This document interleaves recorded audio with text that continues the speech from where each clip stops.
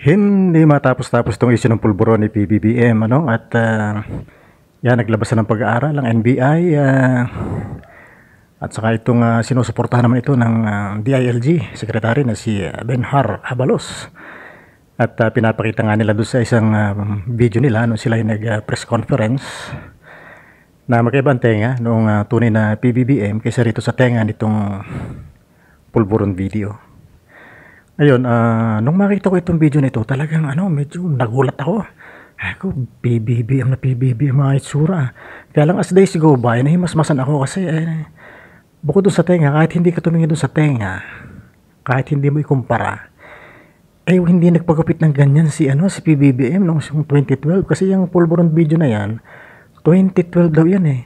So kung pagmamasdan mo yung buhok niya, hindi siya nagpapagupit ng ganyan nung siya ay adult na. Wala kang makikita na ganyang gupit, as far as I am concerned. Kaya nakita ko lang siyang maiksi ang gupit nung sa'yo bata pa, mga 10 years old yata yun, na talagang ang buhok niya sa ulo isang tumpok lang. Pero nung siya ay magbinata, mahaba kasi yan, ang tingin ko sa kanya, meticuloso yan sa kanyang buhok, hindi yan nagpapagupit ng ganyan, Saka kung ikukumpara yung mukha niya ng 2012, mas mukhang matanda itong mukha niya dito sa pulburon video. Supposed to be. Kung titingnan mo yung hearing kay Corona, kaya nga nitong ipinresent ng isang vlogger, si JD Comments yata ito, ay iba. Bas bata ang mukha niya noong 2012 na hearing sa impeachment ni Justice Corona.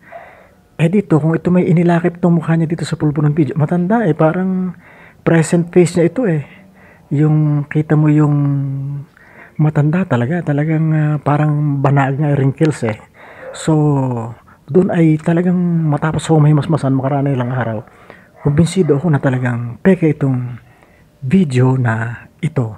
So kahit hindi ka tumingin doon sa NBI na pag-aaral, ay pag matala sa iyong mata, matapos kang mahimasmasan, nakikita mo, this is fake, this is utterly a fake video. At ito namang si dating Pangulong Duterte, sinasabi niya, wala raw kinalaman yung pamuno ng maisog, ito raw ay voluntary initiative ng mga nag-conduct ng maisog rally dyan sa Los Angeles ba o New York? Los Angeles yata, pero kung babalikan mo yung video ni Harry Roque, palundag-lundag pa siya doon, ang lakas ng kanyang boses talaga, at say proud na magugulantang daw mga tao, ihanda na raw mga cellphone, mga gadgets para ma-share itong video na ito. So kitang-kita mo doon, saka bukod doon sa pagtanggi ni Duterte na hindi raw sila ang pinuno dyan, namuno, obvious naman doon nga sa US nila pinalabas yan para medyo mahirapan ng government ng Pilipinas na habulin yung utak niyan. But anyway, doon sa kanyang napakahabang litan niyang ginawa na sa tingin ko hindi naman siya nag-prepare noon, baka si Panelo o kung sino man.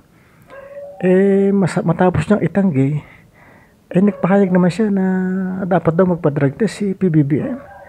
May karapatan bang magsabi, mag-order ng ganyan si Duterte? Wala, presidenteng nakaupo, utusan mo magpa-drug test. Palibas ito si Duterte, sanay siya na yung nag-uutos, na nagmumura, maraming nauuto, maraming nagiging tanga sa kanyang sinasabi, maraming naniniwala. Ganun pa rin kanyang style sa ngayong mga panahong ito. Uutusan mo presidente na magpa-drug test. Ginagawa mo naman tanga ang tao, sa bagay matagal na ginagawang tanga ang mga Pilipino, sa loob ng napakatagal na to. Isipin mo, uutosan mo mag-drug test, kahit sinong nilalang, uutosan ka magpa-drug test. Hindi ka naman nahuli, hindi ka naman na-aresto ng pulis. Bakit ka magpapa-drug test? Kahit pa ikaw hindi gumagamit, sasabihin sa'yo, magpa-drug test ka. Maliban na lang siguro kung requirement sa trabaho. Magpapa-drug test ka, pero yung sasabihan ka lang, President, magpa-drug test ka. General, magpa-drug test ka. Hindi. Yung drug test, nagiging compulsory lang yan kapag nahuli ka sa droga. Nahuli ka, caught in the act ka, na gumagamit o nagbebenta. Yan. Basically, pag nahuli kang gumagamit, drug test ka talaga para makakasuhan ka ng Section 5 ng Republic Act 9165. So, yun ang ating napansin dyan. So, ako ay kumbinsido na kahit hindi mo tingnan yung tenga, ito ay fake video. Inilakip yung present face ng Pangulo ni PBBM dyan sa kung sino mang original na ngay nasa likod ng video na yan, yung tao dyan, Saka minsan wala tayong makikita na nagsuot ng ganyang damit, napakalawso ng damit, laglag yung kwelyo. Hindi mo napaka-metikuloso nga, sagaya ni sinabi ko, metikuloso magdamit yan, magbuhok. Yang si PBBM ay alta sosyedad yan, mayaman yan. Hindi yan magdudugyot-dugyot ng itsura, no? At siya napaka-conscious sa kanyang itsura, ay pati yung kanyang bangs nung araw. Talaga yan sabi nga ni Amy Marcos ay ginagaya raw niya si Aga Mulak, no? Kaya yung mga buhok niya pabagsak yan. So, ako'y kumbinsido na talagang itong video na ito ay peke. At yung kay Duterte naman na uutusan mo, maling-mali naman to. Patuloy pa rin siya na gusto niya gawin tanga pa rin ang mga maraming Pilipino. Isipin mo, presidente, uutusan mo magpa-drug test. Ano ka?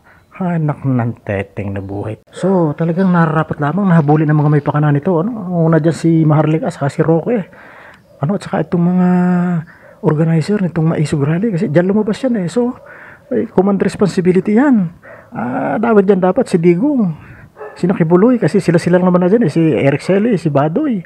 Yan, sama-sama si Glenn Chung, si Rodriguez, attorney, ang pangalan ni, nalimutan ko ng first name ni attorney Rodriguez, si Trixie Angeles, yan. At saka yung iba pa, ay dapat yan ikasali dyan, sina Morales, yung sundalong nagrally na nag-iisa dyan sa, ang katabi yata, isa lang o dalawa. Talagang may placard siya, nag-iisa siya, solo flight. Nako, yan ang dapat kasuhan dito, habulin.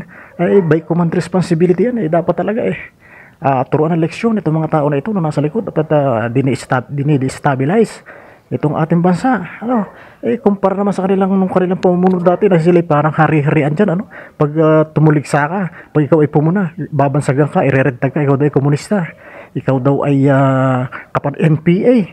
Tingnan mo naman yung ginagawa nila na yan. Ngayon at least kahit papaano nakakahinga tayo, kahit marami sa atin ba ang ating gustong kandidato nung panahon ng election, at least dito kay PBBM nakakahinga tayo. Gumastos ng 20 million, medyo masakit-sakit nga sa bulsa yun. Hindi naman natin, wala naman tayo magagawa doon, magprotest naman tayo, hindi naman ibabalik yung 20 million na sa kabang bayan. Pero at least nakakahinga tayo, nakakahinga ang media, nakakahinga yung mga kritiko. Diba, kahit mag-criticize ka ngayon, hindi ka naman binabansag ng NPA, hindi ka nire-red-tag.